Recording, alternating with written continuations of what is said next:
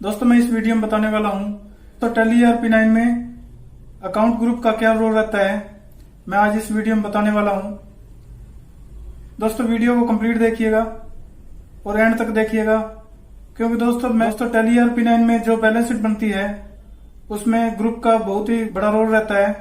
दोस्तों अगर आपको वीडियो अच्छा लगे तो प्लीज लाइक कीजिएगा और साथ में चैनल को सब्सक्राइब करके बेल आइकन को जरूर दबाइएगा।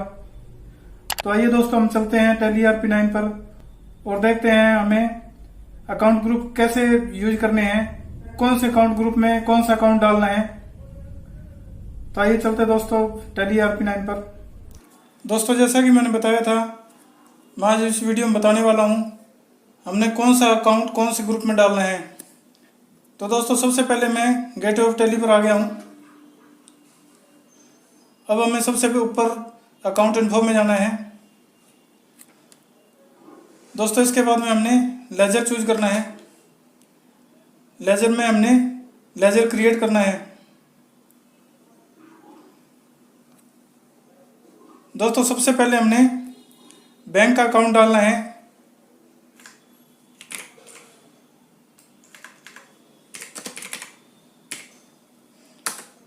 मैंने यहाँ पर SBI बैंक चूज किया है। दोस्तों यहाँ पर हमने एंटर कर देना है। एंटर करने के बाद में दोस्तों यहाँ पर हमने ग्रुप चूज करना है। दोस्तों जैसे सबसे ऊपर हमारा बैंक का अकाउंट आया है, मैं इन सभी के बारे में आपको जानकारी देने वाला हूँ। ये अलग अलग ग्रुप अलग अलग वर्क करते हैं। इन ग्रुप्स का क्या काम होता है ये साथ साथ में मैं आपको बताने वाला हूँ। दोस्तों इन्हीं से हमारी बैलेंस शीट तैयार होती है और इन्हीं से हमारा प्रॉफिट लॉस तैयार होता है। दोस्तों यहाँ पर सबसे पहले हमने बैंक के अंडर में बैंक चूज करना है। दोस्तों यहाँ पर हमने अकाउंट नंबर दे देना है, जो भी हमारा अकाउंट नंबर है, और यहाँ पर IFSC कोड दे देना है।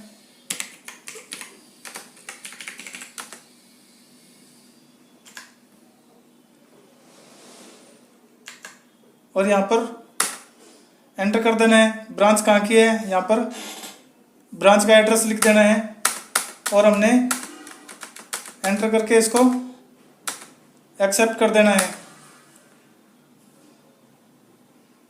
दोस्तों इसके बाद में हमने जो भी बैंक का लोन ले रखा है या हमने जो भी CC लिमिट है या फिर OD लिमिट है जो हमने ले रखी है, हमने उसका अकाउंट डालना है।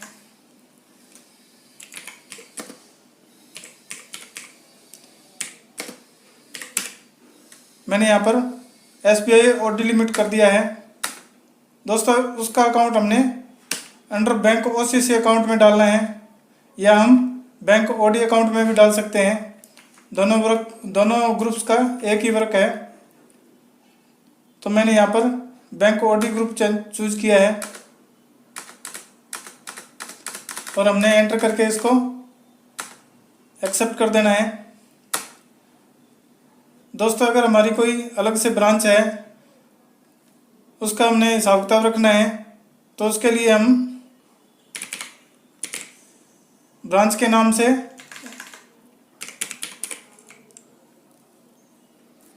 या जो भी ब्रांच हो उसके नाम से हम अकाउंट बना सकते हैं। दोस्तों यहाँ पर अंडर में हमने ब्रांच या डिवीजन देना है।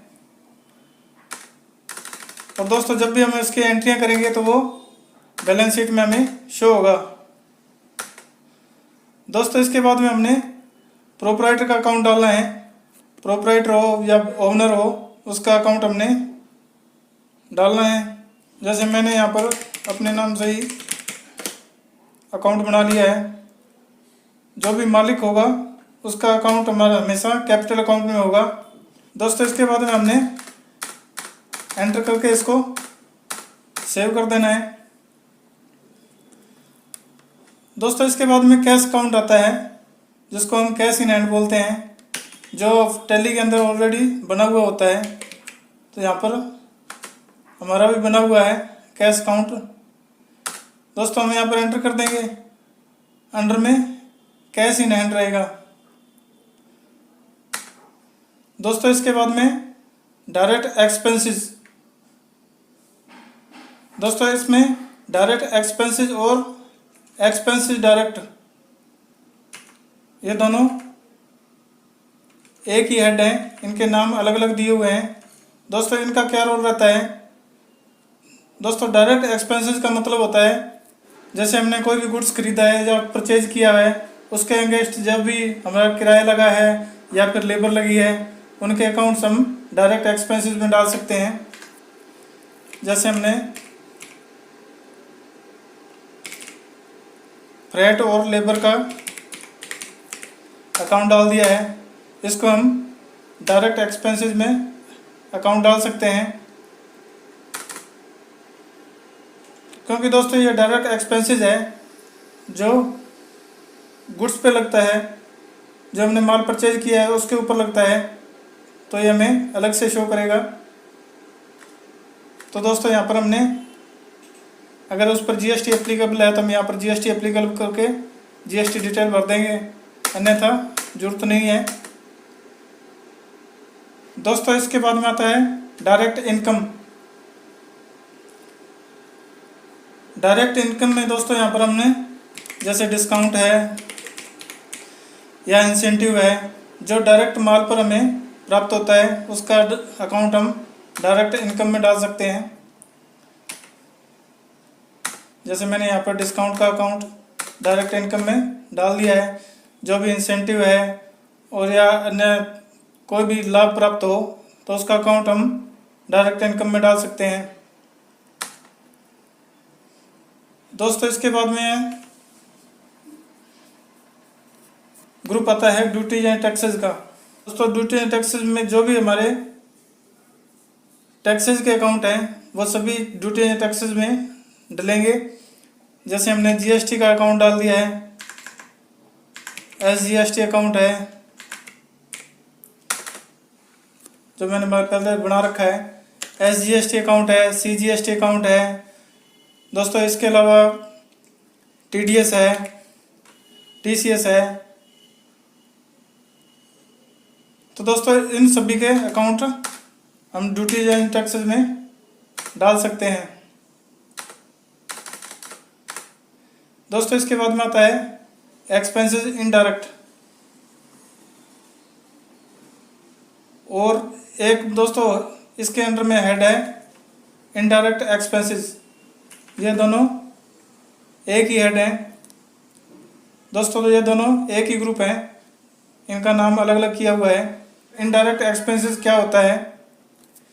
जो भी हमारे प्रॉफिट लॉस के अकाउंट होते हैं,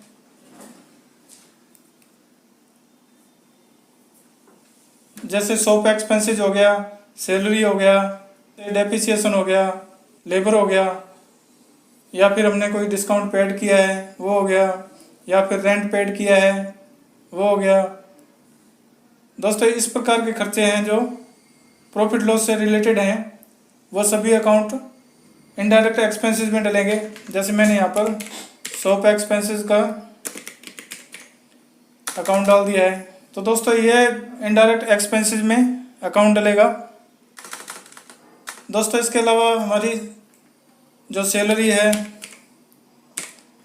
उसका अकाउंट भी इनडायरेक्ट एक्सपेंसेस में डलेगा।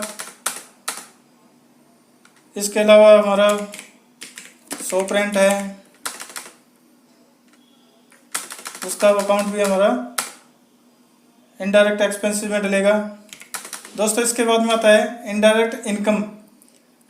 जो हमारी इनडायरेक्ट इनकम है, जैसे हमने कैश डिस्काउंट रिसीव किया है, जो हमने किसी को पेमेंट की है तो उसके अगेंस्ट हमें कैश का डिस्काउंट रिसीव हुआ है, तो इस प्रकार के अकाउंट हमें इनडायरेक्ट इनकम में डालने हैं।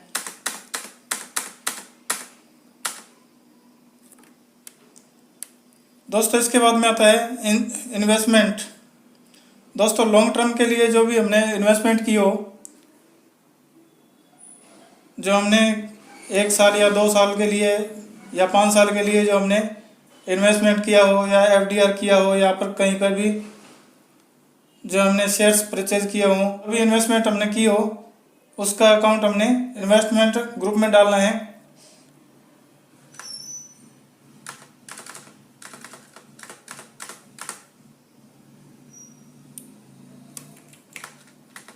दोस्तों इसके बाद में ग्रुप आता है लोन एंड एडवांस असेस्ट। इसका मतलब होता है जो हमने पेमेंट किसी को एडवांस दी है या लोन अगेंस्ट दी है या फिर हम कह सकते हैं ब्याज प्राप्त करने के लिए लिए हैं, उस प्रकार के अकाउंट हमने लोन एंड एडवांस में डालने हैं। जैसे मैंने दीपक कुमार को एडवांस पेमेंट दी है, इससे मैंने ब्याज प्राप्त करना है या ब्याज रिसीव करना है, तो उसके अकाउंट दोस्तों लोन एंड एडवांस में डलेंगे। तो दोस्तों यहाँ पर हमने एंटर करके इसको एक्सेप्ट कर देना है। दोस्तों इसके बाद में ग्रुप आता है लोन लायबिलिटी। लोन लायबिलिटी का मतलब दोस्तों होता है हमने किसी से लोन के रूप में पेमेंट प्राप्त की है। दोस्तों लोन लायबिलिटी में दो ग्रुप आते हैं, इसमें एक अनसिक्योर्ड लोन का ग्रुप भी आता है और लोन लायबिलिटी का ग्रुप भी आता है। तो हमने दोनों में से एक चूज कर लेना है। जैसे हमने कपिल कुमार का अकाउंट डाल लिया है और हमने इससे पेमेंट उधार ली है, इसका अकाउंट लोन लायबिलिटी में डाल लिया है, या हम इसको अनसिक्योर्ड लोन में भी डाल सकते हैं। दोस्तों ऊपर हमारा एक ग्रुप रह गया है फिक्स असेस्ट। फिक्स असेस्ट का क्या मतलब होता है दोस्तों, जो हमारी संपत्ति फिक्स रहने वाली है। जैसे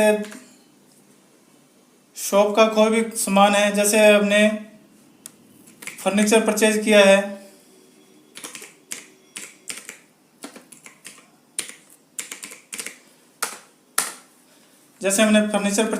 तो हमने फर्नीचर का अकाउंट फिक्स असेस्ट के ग्रुप में डालना है।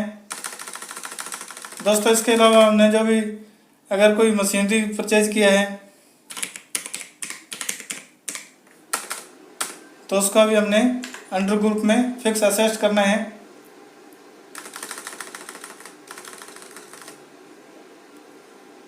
दोस्तों आगे ग्रुप आता है परचेज अकाउंट। जो भी हमारे परचेज के अकाउंट हैं वो सभी अकाउंट्स परचेज ग्रुप के अंडर में आएंगे। जैसे हमने यहाँ पर गुड्स 18% का हमने अकाउंट डाल लिया है, इसका हमने अंडर ग्रुप में परचेज अकाउंट करूँगा। दोस्तों यहाँ पर हमने जीएसटी एप्लीकेबल कर देना है और यहाँ पर डिस्क्रिप्शन दे देना है और HSN कोड दे देना है। और दोस्तों यहाँ पर हमने परचेज टैक्स एबल कर देना है और यहाँ पर 18% का हमने अकाउंट बनाया तो हमने यहाँ पर 18% दे देंगे।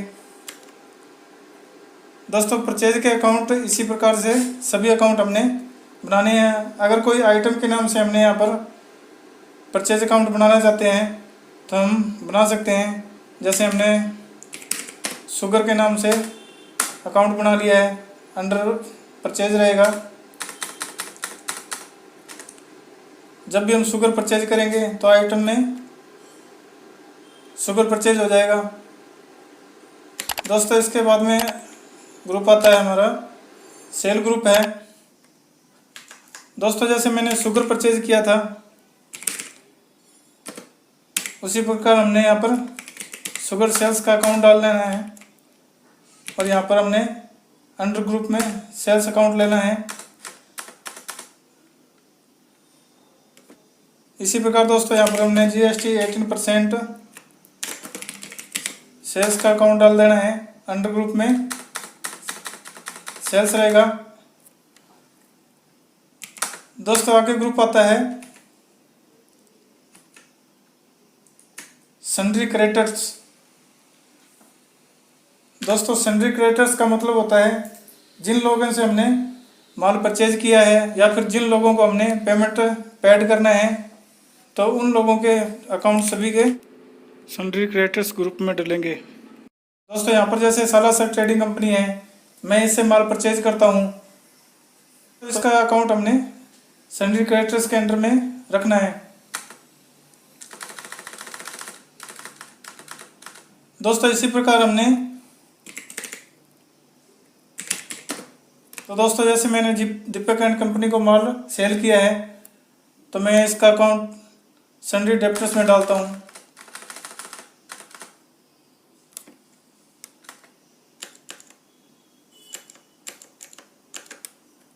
दोस्तों इसी प्रकार हमने सभी अकाउंट्स अलग अलग ग्रुपों में डालने हैं। दोस्तों इन ग्रुप का बहुत ही ज़्यादा महत्व रहता है, इनके बगैर हमारी बैलेंस शीट नहीं बनती है और प्रॉफिट लॉस भी तैयार नहीं होता है।